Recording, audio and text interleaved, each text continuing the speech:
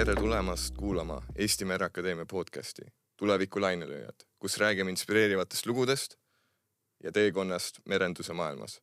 Mina olen Gustav Klaase, olen Eesti Mereakadeemia üliõpilane ja täna teie saatejuht ja meie podcastis jagame lugusid inimestest, kellel on kirg ja töö on seotud merega. Olgu see purjetamine, laevajuhtimine või meretehnoloogias. Selles episoodis on meiega mees, kes on nagu kala vees ja meremees laeval. Ta on avamere purjetaja ja väikelaevajuhtide koolitaja. Eesti Mereakadeemias ka purjetamisklubi eestvedaja. Mees, kelles on väga palju juttu olnud kooli sees ja väljaspool kooli ka. Ta on seilanud mitmeid kordi üle Atlandi ookeani, osalenud Antarktika ekspeditsioonil admiral Bellinghauseniga ning igal aastal lisab oma meretundidele tuhandeid meremiile. Tere tulemast, Julius! Tere, rõõm siin olla. Et mu esimene küsimus ongi selline, et mille peale sa mõtled, kui sa üldse laeva peale lähed? Ma arvan, et esimene mõte, mis pähe tuleb, kui ma merele lähen, on seesama vabadus ja avarus, mis meri pakub. Ja seda avarust ja vabadust saab mitmeti tõlgendada, aga minu jaoks on see puhtalt eneseteostuse nii-öelda versioon. Et ma lähen merele, ma saan seal teha väga erinevat tööd, ma saan seda meresõitu nautida täpselt nii, nagu mina ise seda tahan ja tehes seal tööülesandeid, veeta seal vabat aega, olla seal koos oma sõpradega, perega. Et selles mõttes minu jaoks see meri selline tore paikus on niisama lõbus teha tööd, kui ka reaalselt nautida vaba aega. Nagu vaba aja poolest ka, see muidu on tõsi üllatavan, et paljud inimesed, kui nad üldse mingi laeva peale või lennuki peale lähevad, nad mõtlevad kohe nende halbade asjade peale, mis võivad juhtuda. Et need tormid, mis võivad esineda ja kõik see halb osa. Miks sa selle peale ei muretse? Eks ma ikka mõtlen täiskasvanud inimesena, et mis need riskid on ja teadvustan ka endale, et kõike riske ma ei jõuagi ära maandada. Kuna meri on niivõrd dünaamiline keskkond ja nõuab sellist üsna põhjalikku läbimõtlemist, et neid riske juhtida. Ma arvan, et mul on elus olnud päris mitmeid olukordi ja hetki, kus ma olen väga sügavalt järele mõelnud just ohutuse teemal. Et kuivõrd hea on see, et ma tean, kus on minu jaoks lähim päästevahend, kuidas seda kasutada ja kuidas ma saan sellega siis aidata ka teisi vajaduse korral. Et ohutus on meresõidu puhul tänases maailmas ikkagi teema number 1. Kuidas me saaksime ohutult punktist A punkti B. Ja seda me ka Mereakadeemias väga põhjalikult õpime. Ja, et öeldakse, et ohutus on kõige tähtsam asi, aga ikkagi vahel tuleb riske ka võtta enda erialas, et kui sa alati niimoodi ka ei jõua, et kui sa kõike teed nagu mööda raamatut ja alati kõike korralikult, või mis sa ise arvad? Kas see riski võtmine on osa sellest purjetamise asjast või see peaks kõige viimane asi olema meremehe mõttes? Ma arvan, meremees peaks ikkagi käituma vastavalt reeglitele ja lähtuma, mis on talle nii-öelda rahvusvaheliselt heaks määratud. Ja just seesama reeglite järgi käitumine tagabki meile ohutu meresõidu ja ohutu merekultuuri ja selle, et me ka jätkusuutlikult seda tulevikus samamoodi juhiks. Sest vastasel korral igaüks võib mõelda, kuidas ta ise tahaks merel midagi teha ja kokkuvõttes sellest ei tuleks mitte midagi välja. Et seepärast ongi oluline, et me kõik lähtuksime samasugustest reeglitest, nii-öelda mängureeglitest ja tänu sellele me saame ka selles väga rahvusvahelises valdkonnas ohutuse ja kogu selle riski viia miinimumi juurde. Ja, et sa ennem siin mainisid ka, et nagu meri tähendab sulle rahu, vabadust. Sellist meri ei huvita, mida sa tegid eelmine päev, vaid meri on nagu seal sinu jaoks nagu on. et kui sa saaksid nagu minna ümber maailma reisile, siis kes oleks need 3 kindlat inimest, kelle sa endaga kaasa võtaksid? Ümbermaailma reis on selline tore ettevõtmine ja kindlasti väga paljude inimeste selline suur unistus, elu eesmärk see kord ära teha.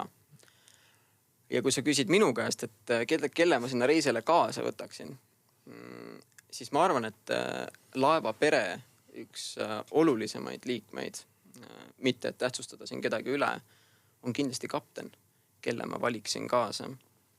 Ja kui ma peaksin nüüd ise ümber maailma reisile minema, siis ma hea meelega tahaksin öelda väga egoistlikult, et ma tahaks ise olla see kapten seal, et ma tahaksin ise ennast kaasa võtta. Ja enda laeva perre valida just need samad inimesed, kes on minuga võib-olla teistsugusel arvamusel või lähtuvad täiesti teistsugustest lähenemistest, sest ümber maailma reis see võib kesta pool aastat, see võib kesta aasta, 2 või 3 isegi.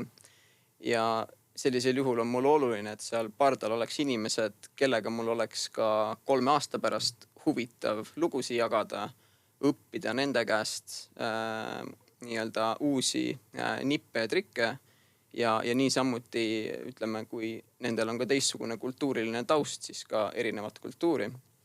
Et ma valiks sellise hästi kirju meeskonna, et seal oleks palju rahvuseid, seal oleks võib-olla täiesti erinevate taustadega inimesi, aga üks, mis on kindel, mis seal meeskonnas peab olema, on kindlasti see sama ohutus ja nende inimeste reaalne huvi selle vastu. Ja läbi selle ma usun, et on ka selline reis ettevõetav. Ja see on päris huvitav ka seoses kõik selle meeskonna ülesehituse poole, et sinu vastused sa tahaksid väga erinevaid mõtlevaid inimesi enda meeskonna. On päris üllatav, sest sellised erimeelsused, erinevad kultuurid, need tekitavad sellises kindlas väikses keskkonnas väga palju konflikte. Et keegi tahab ühte asja moodi teha, keegi teistmoodi teha. Et miks see konflikti olemine sellises olukorras oleks just nagu midagi, mida sa soovid? Selle konflikti võib-olla selline otsimine või selle tahtlik tekitamine seal pardal annab võimaluse neid inimesi juhtida.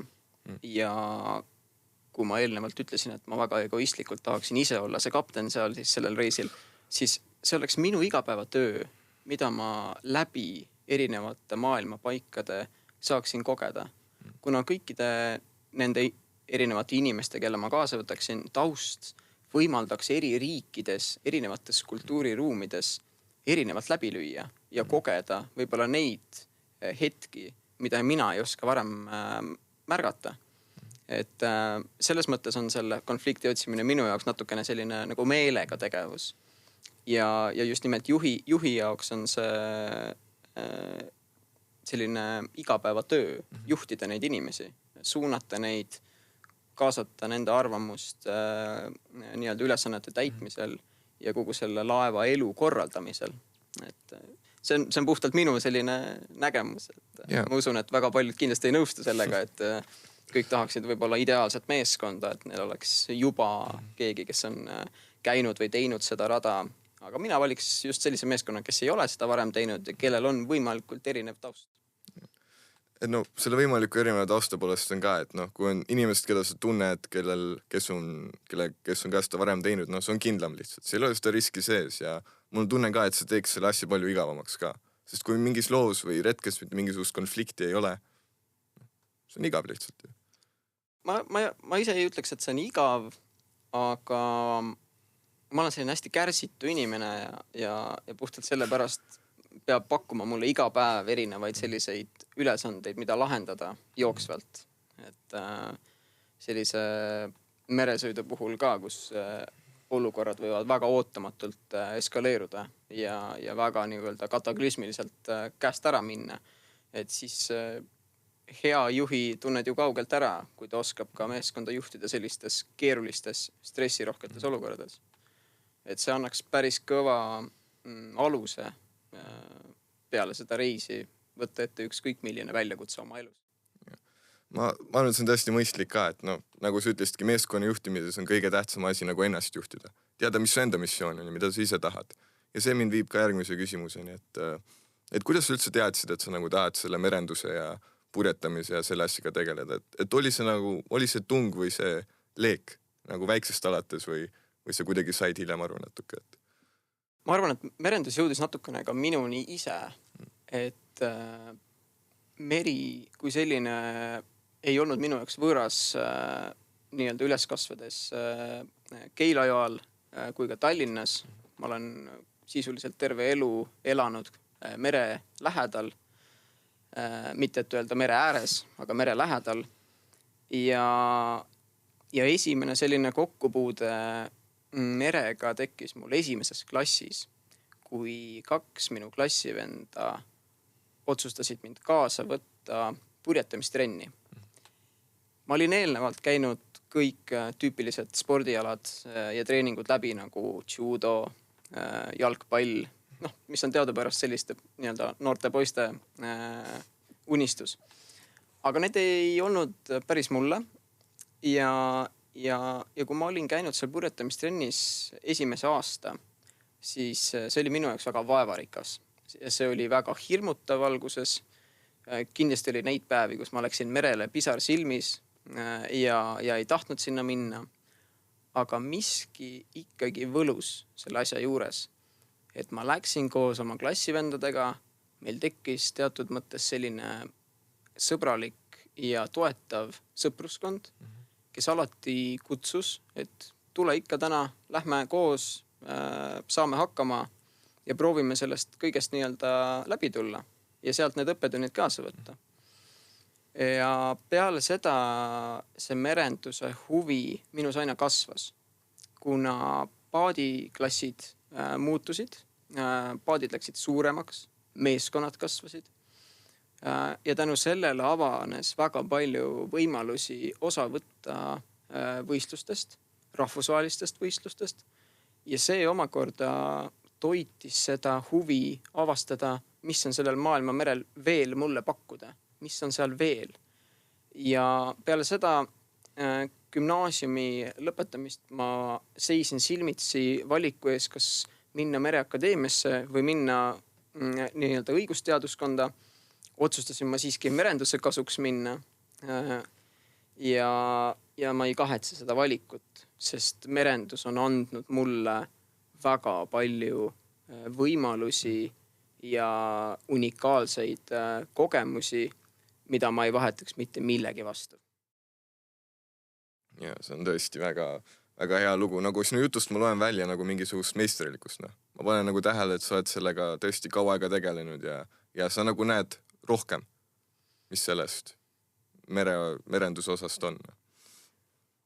Ma arvan, et ma ei näe rohkem, küll aga ma võib-olla näen rohkem sinna taha, mis on see telgitagune. Et mis see merendus endast üldse tähendab ja mida see teeb inimestega ja missuguseid nii-öelda eneseteostusvõimalusi see pakub ja milliseid arenguplatvorme.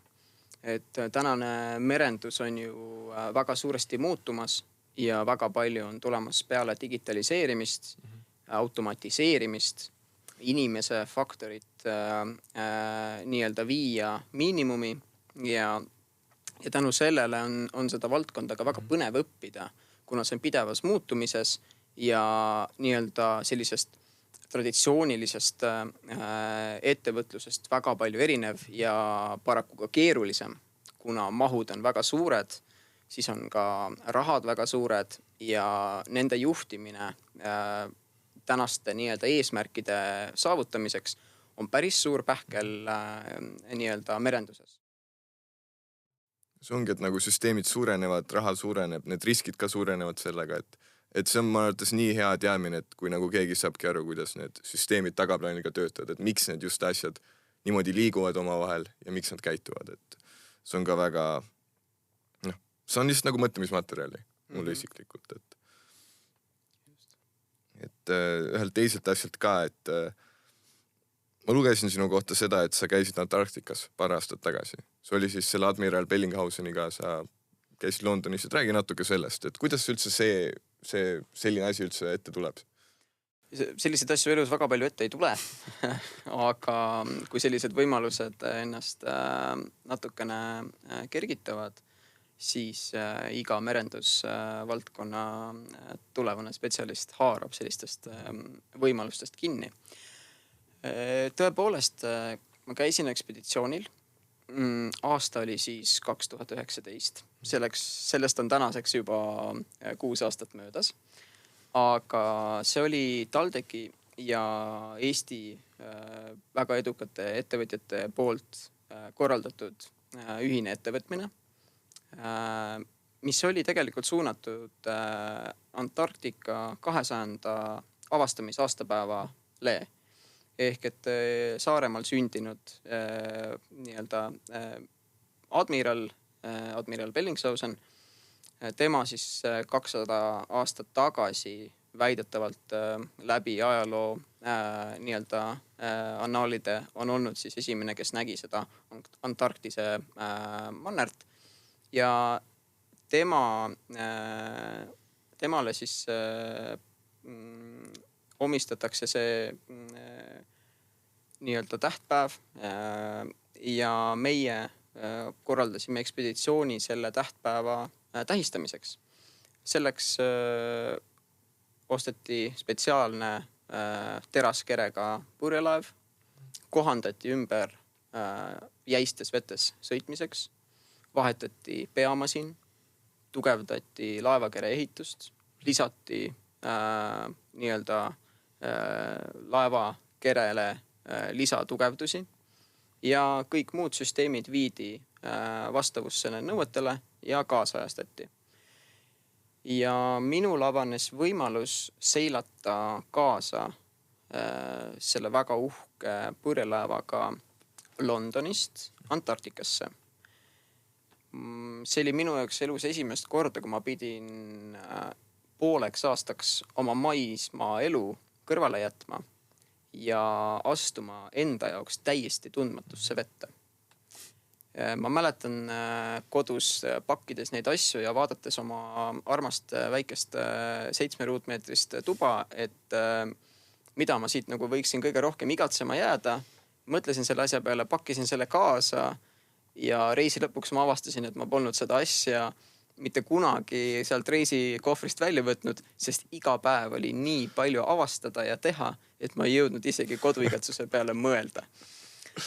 Selle võtaks väga eredalt kokku selle, mida ma kogesin selle poole aasta jooksul, kus iga päev oli erinevaid väljakutseid, muresid, probleeme, kui ka neid hetki, mida ma tagantjärele mõtlen, et vau, milline õnn on näha sellist võimast loodust, neid loomi, linde, kalu, suuri vaalu. See oli lihtsalt fantastiline. Ja kui sa küsid minu käest, et mis on võib-olla kõige eredam mälestus sellelt reisilt, siis ma arvan, et on 2 hetke, mis on eriti mul meeles eredalt, kui ma kohe reisile tagantjärele mõtlen. Esimene neist on esimese jäämäe nägemine. Ja see oli väga sarnane tänase ilmaga, kus õhutemperatuur on selline 0 ligidane ja võib-olla kraad ülessegi. Ja oli selline teatud udu paksus, millest läbi näha ei olnudki nii lihtne. Aga ma mäletan seda, kui vahiohvitser hüüdis üle laeva, et radaril on märgata miskit läheduses ja meeskond tormas tekile uurima, millega siis tegu on. Ja me läksime kõik sinna laevatekile ootuses midagi näha ja me nägime läbi selle udu sellist kiirgavat jääkamakat. Tema kuju ei olnud võimalik läbi selle udu veel näha, küll aga oli seda tohutut valgust, mida ta andis sinna uttu. Ja seilasime natukene lähemale ja nägimegi, et ongi selline tohutu jääkamakas lahti murdunud ja triivib seal avaookeanil täiesti omas tempos ja veedab oma lõbusat aega seal. Ja teine võib-olla kõige selline eredam mälestus oli juba Antarktikas olles. seesama imeline loodus, mis pidevalt pakkus väga erilist vaatemängu. Olid need pingviinid, kes sõitsid kolooniaga su laevast mööda. Oli see küürvaal, kes juhuslikult sukeldus sinu laeva alt läbi. Oli see jäämägi, mis keeras ennast täiesti teistpidi, tekitades suure ja väga ohtliku laine. Oli selleks mingisugune muu laev, mis ilmus kuskilt jäämäe tagant välja. Neid hetki võimatu siin kirjeldada, aga nii-öelda minu jaoks on need väga sügavalt nii-öelda meelde jäänud ja andnud võib-olla sellise teistsuguse maailmavaate peale seda reisi. Et aru saada, kui väiksed mutrikesed meie inimestena siin maamuna peal oleme, aga kui palju me tegelikult suudame mõjutada seda kõike. Et selles suhtes kindlasti elu muutev kogemus. See on tõesti väga vägev kuulda kõikides nendes lugudes, sest nagu selliseid asju iga inimene ei näe. See on nii ainulaadne kogemus ka, et üldse saada käia seal purjelaevaga kõik ilusasti valmis ja see on väga põnev kogemus. Et nagu mis on üks peamine õppetund, mis üldse said tervest sellest retkest? Õppetundi oli kindlasti palju, et eriti mulle kui sellisele uuele meremehele ja oma mereteed alles algavale tüürimehele. Ma arvan, et selline põhiline õppetund, mis ma sain selle poole aasta jooksul, oli just meeskonna juhtimine ja üksteisega arvestamine. Selle poole aasta jooksul käis laevast läbi pea 100 inimest. See tähendab 100 erinevat karakterit või ägedamalt öeldes isiksust. 100 erinevat isiksust, kellel kõigil on erinevad soovid, mõtted, unistused. Ja et nende kõigiga seal laeva peal kenasti hakkama saada ja ohutult ja turvaliselt seda merereisi ja ekspeditsiooni kaasa teha, oli minu jaoks väga suur õppetund, kuidas nende inimestega seal väga kitsastes oludes ilusti hakkama saada. Nii, et ei läheks kellegiga tülli ja et kõik erimeelsused saaksid ikkagi lahendatud. Et ei jätaks mitte kedagi nii-öelda varju. Et kui kellelgi teisel oligi mingi muu arvamus või ettepanek, siis tasub ikkagi võtta kuulda ja mõelda, et kas see on teostatav või ei ole teostatav. Ja võib-olla sellised järelandmised samamoodi minu jaoks suur õppetund. Et säilitada laevas hea töökultuur ja ohutuskultuur. Moraal ka sellega kõik kaasneb ilusasti, et see töökultuur oleks hea ja no päris tihti ka ma kujutan ette, et osadel inimestele ka võib see vahel üle ketta minna. Kõik see, nad võib-olla lähevad vihaseks ja võib-olla neil on halb tuju sellel päeval, aga võib-olla sa õppisid seda endas laeva kogemuselt ka, et ei ole mõtet seda isiklikult võtta lihtsalt. See lihtsalt... Ka seda kindlasti. Aga nagu me taskuhäälingu alguses... või nagu sa küsisid minu käest taskuhäälingu alguses, et mis on see, mida meri annab. Et ta annab selle avaruse ja vabaduse. Ja kui pannagi üks laev mere peale, sinna peale meeskond, siis igaüks tahaks minna oma suunda. Ta tahaks ise valida, et kuhu ta tahab praegu minna. Ja just need samad suunad kõik kokku kogudes ja reaalselt neid kuhugi suunata või juhtida, ongi see imeline laevajuhi ja oskus, mida ta oma igapäevaelus rakendab. Et me päriselt jõuaksime punktist A, punkti B niimoodi, et kõik need inimesed, kes seal laeva peal on õnnelikud ja kõike seda tehes säiliks ohutus ja turvalisus.